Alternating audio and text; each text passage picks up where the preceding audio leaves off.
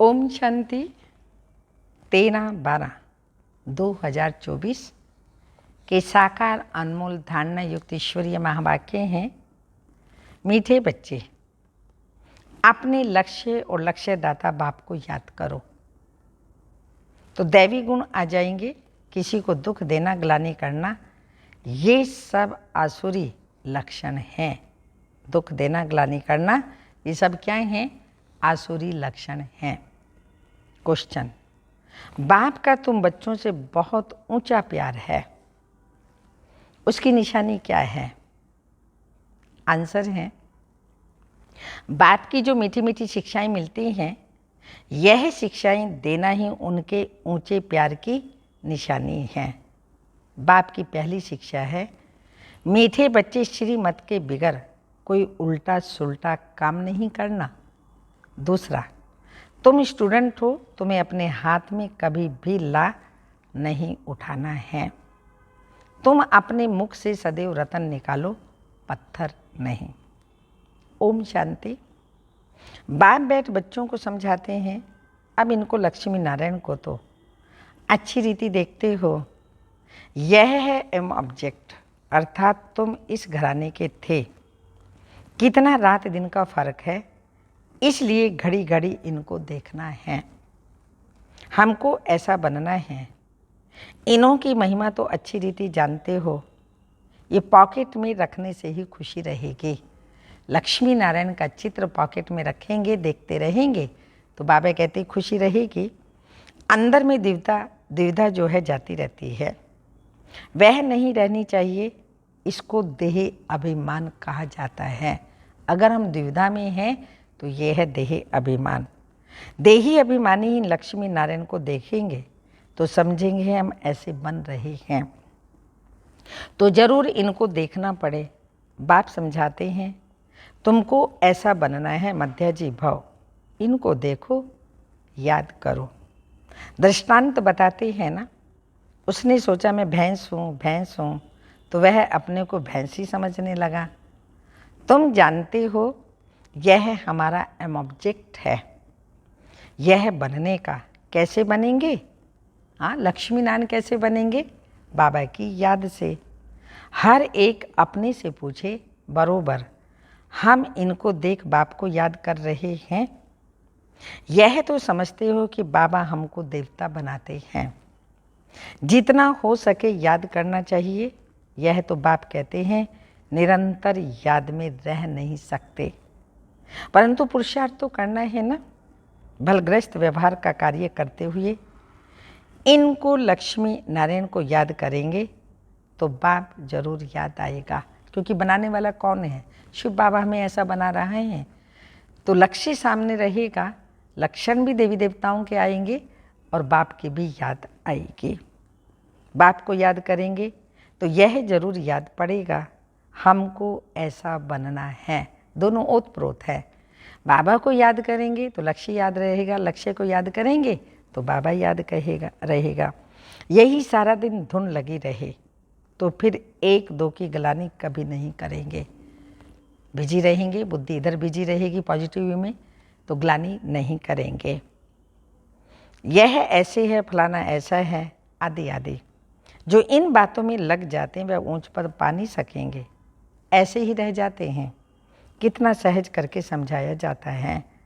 इनको याद करो, बाप को याद करो तो तुम यह बन जाएंगे। यहाँ तो तुम सामने बैठे हो, सभी के घर में ये लक्ष्मी नारायण का चित्र जरूर होना चाहिए। कितना एक्यूरेट चित्र है। इनको याद करेंगे तो बाबा याद आएगा। सारा दिन रात इन बातों, सारा दिन और बातों के बदले यही सुनाते रहो। फलाना ऐसा, यह ऐसा। किसकी निंदा करना, इसको द्विधा कहा जाता है। तुम्हें अपनी दैवी बुद्धि को बनाना है, किसी को दुख नहीं देना है, ग्लानि नहीं करना है, चंचलता करना यह स्वभाव नहीं होना चाहिए।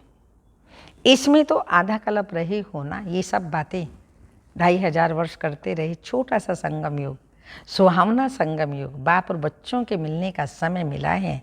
तो बाबा ने कहा अभी तो तुम्हें देवता बनना, दैवी गुण धारण करो, बाप को याद करो। ये सब तो आधा कल्प करते आए, अभी भी करते रहेंगे तो समय वेस्ट हो जाएगा। देवता बाबा बनाने आया तो कैसे बनेंगे देवता, कब बनेंगे देवता? तो बाबा इसीलिए बता रहे हैं चंचलता करना ये स्वभाव नहीं होना चाहिए, इसमें तो आधा कल्प रहे। अभी तुम बच्चों को कितनी मीठी शिक्षा मिलती है। इनसे ऊंच प्यार दूसरा कोई होता नहीं। कोई भी उल्टा सुल्टा काम श्रीमत बिगड़ नहीं करना चाहिए। पाप ध्यान के लिए भी डायरेक्शन देते हैं, सिर्फ भोग लगा कर आओ। बाबा यह तो कहते नहीं कि बैकुंठ में जाओ, रास विलास आदि करो। दूसरी जगह गई तो समझो माया की प्रवेशता हुई। माया का नंबर 1 कर्तव्य है पतित बनाना। बेकायदे चलन से नुकसान बहुत होता है, हो सकता है फिर कड़ी सजाएं भी खानी पड़े। अगर अपने को संभालेंगे नहीं तो बाप के साथ साथ धर्मराज भी है, उनके पास बेहद का हिसाब किताब रहता है। रावण की जेल में कितना वर्ष सजाएं खाई हैं, इस दुनिया में कितना अपार दुख है। अभी बाप कहते हैं सब बातें भूल एक बाप को याद करो और सभी दिव्यता अंदर से निकाल दो। विकार में कौन जाते हैं? माया के भूत। हाँ, कौन ले जाते हैं विकारों में? माया के भूत। तुम्हारा एम ऑब्जेक्ट तो यह है ना, राजयोग है ना। बाप को याद करने से ये वर्षा मिलेगा। तो इस धंधे में लग जाना चाहिए, किचड़ा सारा अंदर से निकाल देना चाहिए। माया की प्रकाष्ठा भी कड़ी कड़ी है, परंतु उनको उड़ाते रहना है। जितना हो सके याद की यात्रा में रहना है। अभी तो निरंतर याद हो ना सके, आखिरी निरंतर तक भी आएंगे तभी ऊंच पद पाएंगे। अगर अंदर द्विधा खराब ख्यालात होंगे तो ऊंच पद मिल नहीं सकता। माया के वश होकर ही हार खाते हैं। बाप समझाते हैं बच्चे, गंदे काम में हार मत खाओ। निंदा आदि करते हो तो तुम्हारी बहुत बुरी गति हो गई है, अभी सदगति होती है। बुरे कर्म मत करो। बाबा देखते हैं माया ने गले तक हप कर लिया है, पता भी नहीं पड़ता। हप किए हुए हैं माया के, लेकिन कई हैं जिन्हें पता ही नहीं पड़ता है कि माया ने हमको हप किया हुआ है, तो पता भी नहीं पड़ता। खुद समझते हैं हम बहुत अच्छा चल रहे हैं, परंतु नहीं। बाप समझाते हैं मनसा वाचा कर्मणा, मुख से रतन ही निकालने चाहिए। गंदी बातें, जो हम गंदी बातें करते हैं वो पत्थर हैं। अभी तुम पत्थर से पारस बनते हो तो मुख से कभी पत्थर नहीं निकलने चाहिए। बाबा को तो समझाना पड़ता है ना। बाप का हक है बच्चों को समझाना। ऐसे तो नहीं भाई भाई को सावधानी देंगे। टीचर का काम है शिक्षा देना, वह कुछ भी कह सकते हैं। स्टूडेंट को हाथ में लॉ नहीं उठाना है। तुम स्टूडेंट हो ना, बाप समझा सकते हैं। बाकी बच्चों को तो बाप का डायरेक्शन है, एक बाप को याद करो। तुम्हारी तकदीर अभी खुली है, श्रीमत पर ना चलने से तुम्हारी तकदीर बिगड़ पड़ेगी, फिर बहुत पछताना पड़ेगा। बाप की श्रीमत पर ना चलने से एक तो सजाएं खानी पड़े और दूसरा पद भी भ्रष्ट। जन्म जन्मांतर कल्प कल्पांतर की बाजी है। बाप आकर पढ़ाते हैं तो बुद्धि में रहना चाहिए, बाबा हमारा टीचर है। जिनसे यह नई नॉलेज मिलती है, कौन सी है नई नॉलेज? अपने को आत्मा समझो। आत्मा ही और परमात्मा का मेला कहा जाता है ना, 5000 वर्ष बाद मिलेंगे। इसमें जितना वर्षा लेना चाहो ले सकते हैं, नहीं तो बहुत बहुत पछताएंगे, रोएंगे। सब साक्षात्कार हो जाएगा। स्कूल में बच्चे ट्रांसफ़र होते हैं तो पिछाड़ी में बैठने वालों को सभी देखते हैं। यहाँ भी ट्रांसफ़र होते हैं, तुम जानते हो। यहाँ शरीर छोड़कर फिर जाए सतयुग में प्रिंस के कॉलेज में भाषा सीखेंगे। वहाँ की भाषा तो सभी को पढ़नी पड़ती है। मदर लैंग्वेज बहुतों में पूरा ज्ञान नहीं है, फिर पढ़ते भी नहीं हैं रेगुलर।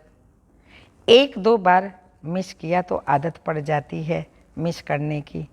संग ही है माया के मुरीदों का। क्यों क्लास मिस करते हैं, क्लास में नहीं आते हैं? बाबा ने कारण बताए दो। एक तो एक बार मिस किया तो बार बार आदत पड़ जाती है, और दूसरा मुरीदों का संग है। तो संग ही मुरीदों का है। शिव बाबा के मुरीद थोड़े हैं, बाकी सब माया के मुरीद हैं। तुम शिव बाबा के मुरीद बनते हो तो माया सहन नहीं कर सकती, इसलिए संभाल बहुत करनी चाहिए। छीछी गंदे मनुष्यों से बड़ी संभाल रखनी है।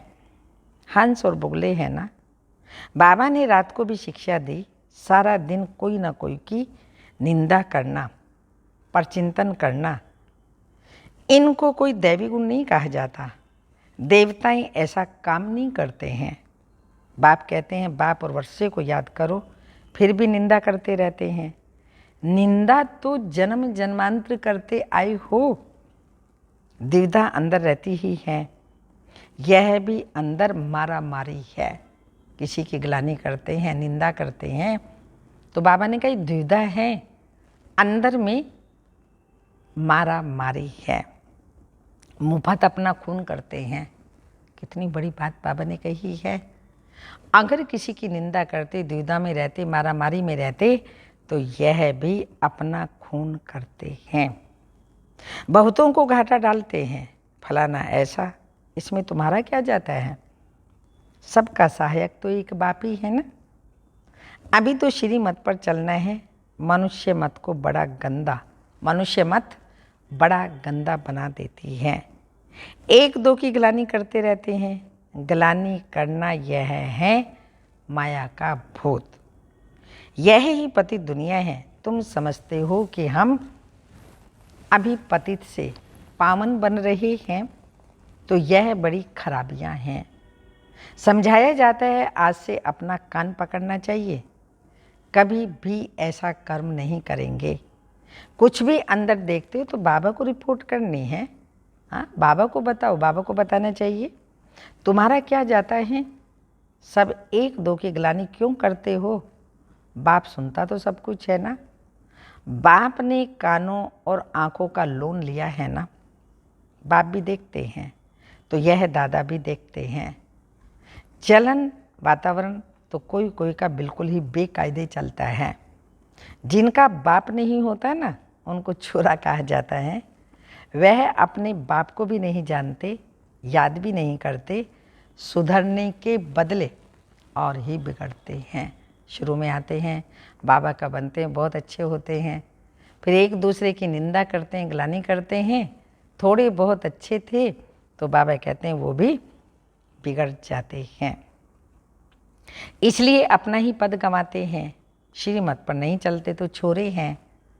माँ बाप की श्रीमत नहीं पर नहीं चलते, तमें मातेश्च पिता बंधु सखा आदि भी बनते हैं। शिव बाबा हमारा सर्व संबंधी बनता है, परंतु ग्रेट ग्रेट ग्रैंडफादर नहीं तो मदर फिर कहाँ से होगी? इतनी भी बुद्धि नहीं है। माया बुद्धि को एकदम फेर देती है। बेहद के बाप की आज्ञा नहीं मानते तो दंड पड़ जाता है। जरा भी सदगति नहीं होती। बाप देखते हैं तो कहेंगे ना, इनकी क्या बुरी गति होगी। यह तो टांगर अक के फूल हैं। जिसको कोई भी पसंद नहीं करता है तो सुधरना चाहिए ना, नहीं तो पद भ्रष्ट हो जाएगा। जन्म जन्मांतर के लिए घाटा पड़ जाएगा, परंतु देह अभिमानियों की बुद्धि में बैठता नहीं। आत्म अभिमानी ही बाप से लव कर सकते हैं। बलिहार जाना चाहिए, कोई मासी का घर नहीं है। बड़े बड़े आदमी बलिहार तो जा न सके, वह बलिहार जाने का अर्थ भी नहीं समझते। हृदय विदीर्ण होता है, बहुत बंधन मुक्त भी हैं। बच्चा आदि कुछ भी नहीं है, कहते हैं बाबा आप ही हमारे सब कुछ हो। ऐसे मुख से कहते हैं परंतु सच नहीं है। बाप से भी झूठ बोल देते हैं। बलिहार गए तो अपना ममत निकाल देना चाहिए। अभी तो पिछाड़ी है तो श्रीमत पर चलना पड़े। मिल्कियत आदि से भी ममत निकाल देना चाहिए। बहुत ऐसे बंधन मुक्त हैं। शिव बाबा को अपना बनाया, अडॉप्ट करते हैं ना, तो वह हमारा बाप भी है, टीचर भी है, सतगुरु भी है।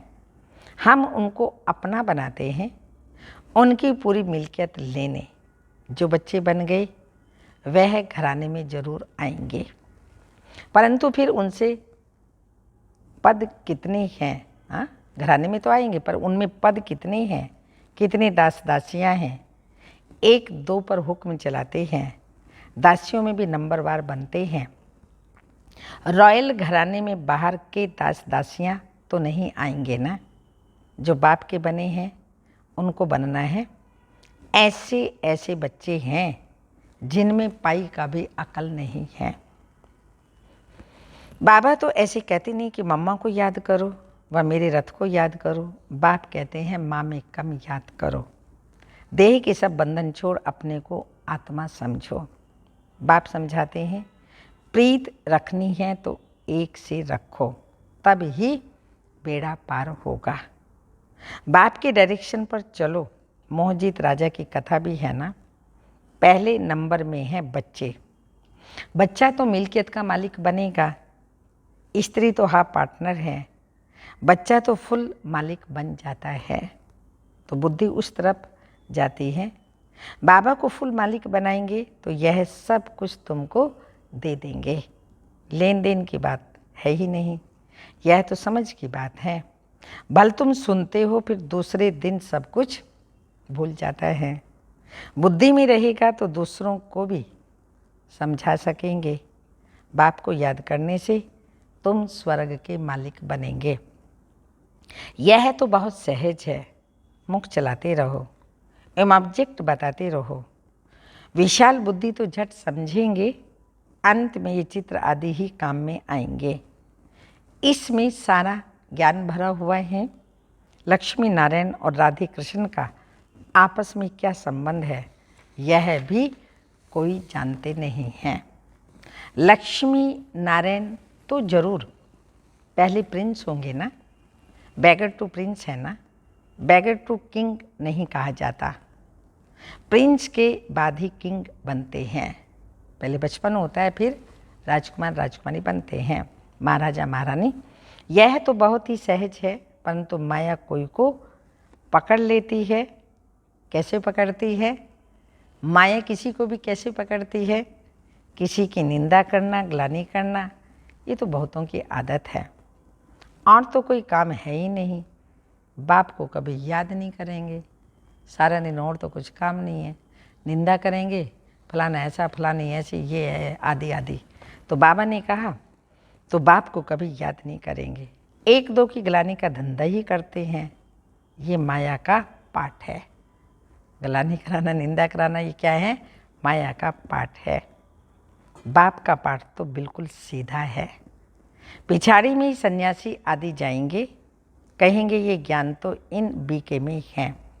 कुमार कुमारियों को तो पवित्र रहना है। कुमार कुमारियाँ तो पवित्र रहते ही हैं। प्रजापिता ब्रह्मा के बच्चे हैं।